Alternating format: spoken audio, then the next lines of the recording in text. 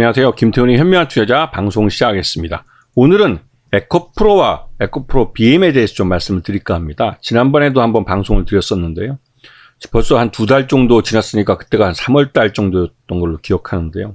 그때도 에코프로나 에코프로 BM에 대해서 한참 말들이 많았습니다. 그러다가 에코프로에서 이 주가를, 그러니까 비공개 정보를 이용한 그 불공정 거래 행위가 있었다라는 신고가 들어왔고, 그에 따라서 이 특수경찰이, 사법경찰이죠, 이제 조사에 들어갔다는 게 이제 시장에 알려졌죠. 그리고 나서 2달 동안 이제 그 수사에 대한 아무런 후속 얘기가 없었습니다. 그 사이에 에코프로와 에코프로 BM은 거의 최고점을 4월달 중에 찍었죠. 그리고 나서 이제 하나증권에서 에코프로에 대해서 매도 그 레포트가 나왔고, 그걸 신호로 해서 차익 시전 매물들이 쏟아 나오기 시작했습니다. 그리고 공매도가 그때부터 이제 기승을 부렸죠. 지금 보시게 되면 에코프로는 말 그대로 2차전지 소재 쪽에 특화되어 있는 그룹입니다. 그리고 요번에 자산 규모가 5조가 넘으면서 그러니까 재벌 그룹이라고 부를 수 있는 그 대기업 집단으로 지정이 돼서 이제 정부에서 관리하는 그런 회사가 됐지요. 그래서 이제 에코프로는 여기다 또 이제 에코프로 EM인가요? 그 에코프로 머티리얼이라는 회사를 또 상장을 시킵니다. 당연히 그 상장을 하게 되면 최대 한 2조 원 정도의 기업 가치가 더 늘어나기 때문에 에코프로 그룹 전체 자산 규모가 더 늘어나게 되죠. 그리고 여기서 미니멈 5천억에서 많으면 한 1조 원 정도 공모자금을 유입시킬 수 있을 거라고 시장은 기대하고 있습니다. 그러다 보니 에코프로는 지금도 이제 투자를 많이 하고 있지만 그 투자비를 시장을 통해서 충분히 조달할 수 있는 회사로 알려져 있어요. 그러다 보니 너도 나도 매수하다 보니 주가가 이제 오버슈팅 해버린 거죠. 자, 이 에코프로 이 2차전지 쪽 소재의 밸류 체인을 보시게 되면 그 재활용하는 리사이클링도 그렇고, 이 생산하는 에코프로나 에코프로 그 머티리얼이나 에코프로 이노베이션, 이 계열사들을 통해서 이 다양한 리튬 사업까지도 할 수 있는 2차전지의 소재 쪽에서는 A부터 Z까지 다 할 수 있는 회사예요. 양극재까지 하니까 할 말 다 했죠. 이런 회사가 실제로 시장 내에서는 없습니다. 이 파트 부분만 할 수 있는 회사들은 있어도 이렇게 전체적으로 일관성 있게 이 2차전지 소재 쪽 사업을 할 수 있는 회사는 포스코를 제외하고는 없어요. 그러니까 에코프로라는 회사는 요즘 시대에 가장 최적화되어 있는 회사입니다. 그렇기 때문에 이 에코프로의 계열사들은 앞으로 순차적으로 상장을 할 가능성이 크고, 그에 따라서 시장에서 조단위의 자금을 조달해 갈 가능성도 큰 회사들입니다. 한마디로 이 망할 염려는 없는 회사라는 거죠, 당분간은. 그리고 이 전기차 시장이 계속 성장하고 있기 때문에 2차전지, 특히 이제 전기차 배터리 쪽은 계속 성장할 수밖에 없는 산업이고, 이게 미니멈 2025년에 돼야 지금 2차전지 전기차 배터리 업체들의 공급 과잉이 처음으로 나타날 수 있겠다라는 말이 나옵니다. 왜냐면 워낙 미국도 그렇고 우리나라도 그렇고 워낙 공장들을 많이 짓고 있어서 이 전기차를 생산하는 완성차 업체들의 이 수요가 이 공급을 금세 못 미칠 것 같아요. 즉 수요가 이제 공급이 수요를 뛰어넘기 때문에 공급 과잉이 발생할 수 있다는 거죠. 그게 2025년 하반기쯤 된다는 거예요. 지금 LG 에너지솔루션도 그렇고 SK온도 그렇고 삼성 SDI도 미국에 짓고 있는 공장들이 완공이 돼서 전기차 배터리를 쏟아내기 시작하는 2025년 이후부터는 공급 과잉이 될 수 있고, 그 전까지는 공급이 부족한 상황이죠. 즉 2023년 올해와 2024년 내년까지는 여전히 공급이 이 수요를 뛰어넘는 그런 그러니까 수요가 공급을 뛰어넘는 수요 초과인 시장이 되죠. 공급이 부족한 시장이 되고. 그런 의미에서 에코프로나 에코프로 BM이 기업 가치가 계속 성장한다고 볼 수가 있습니다. 하지만 주식시장은 이러한 기업 가치보다도 시장 참여자들의 이 기대감에 의해서 먼저 오버슈팅해서 달린다고 그러죠. 그러다 보니 지난 4월 달에 이 두 기업의 주가는 사상 최고치를 쳤습니다.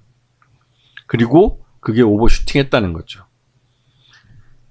그리고 보시게 되면 이 에코프로의 1분기 실적이 나왔는데 1분기 실적도 작년과 비교해서 전혀 손색이 없어요. 당기 순이익 같은 경우는 뭐 900%, 9배나 성장을 했죠. 이건 대단한 겁니다. 그러니 당연히 1분기 때 4월 달에 사상 최고 주가를 찍는 건 어쩌면 당연한 걸지도 몰라요. 그리고 에코프로 BM도 이 당기 순이익 면에서 164%나 성장하고 있고 영업이익도 161%나 성장하는 모습을 보여줬습니다. 그러니 당연히 이제 4월 달에 이제 사상 최고가를 찍는 건 그렇기 때문에 당연하다고 보여집니다. 하지만 그러한 당연한 사상 최고가가 과연 이 기업이 경상적으로 달성시킬 수 있는 순이익이느냐? 이거는 좀 아니죠. 그 순이익과 비교했을 때 주가가 먼저 더 달려나간 오버슈팅한 구간으로 가버린 거죠. 그렇기 때문에 이 오버슈팅 했기 때문에 이 하나증권에서 에코프로라는 것에 대해서는 김현수 연구원이 용기 있게 가장 먼저 매도 레포트를 내놨습니다. 이게 그때 당시에 76만 9천 원 하는 주가일 때 45만 4천 원을 목표가로 해서 이 레포트를 내놨으니까 팔라는 소리죠. 그리고 이 용기 있는, 왜냐면 그때 당시만 해도 애널리스트도 그렇고 이 배터리 아저씨라고 유명한 그 양반도 그렇고 모두가 에코프로하고 에코프로 BM을 무조건 사야 되는 주식으로 얘기를 해왔고, 왜냐면 지난 몇 개월 동안 계속 오르기만 했기 때문에 당연히 내일도 오르는 종목이라고 말을 해왔기 때문에 이럴 때 이제 아주 용기 있는 레포트가 나온 거죠. 이런 레포트는 찾아서 읽어보셔야 되는 겁니다. 자, 그리고 에코프로에 대한 이 매도 사인이 나오고 나서 또 이 유진투자증권에 있는 애널도 에코프로 BM에 대해서 매도 레포트를 내놨죠.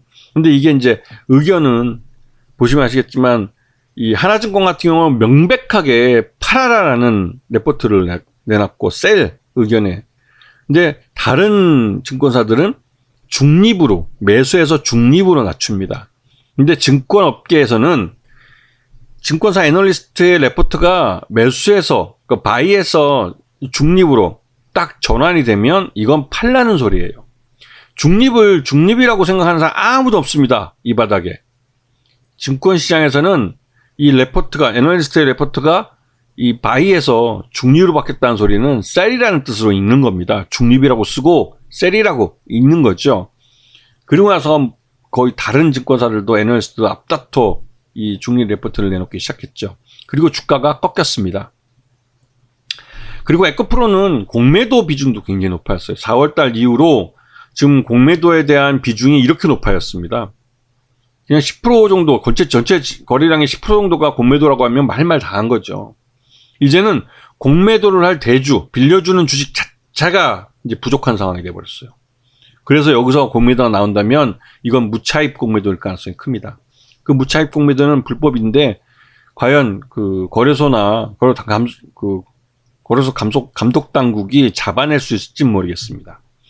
자, 이 에코프로도 지난 4월 달에 최고점을 찍고 이제 쌍봉을 그리고 이제 내려오고 있습니다. 그리고 5일2평선을 깨고 내려간 상태이기 때문에 이게 장기평선으로 21평선이나 61평선까지 떨어질 수도 있어요.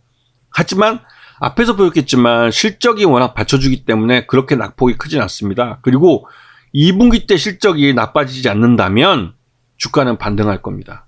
그래서 지금은 떨어지는 칼날을 손으로 잡지 말라는 말처럼 떨어지는 칼날이 땅에 꽂혀서 하락에 멈추는 거 확인할 필요가 있는 시기예요.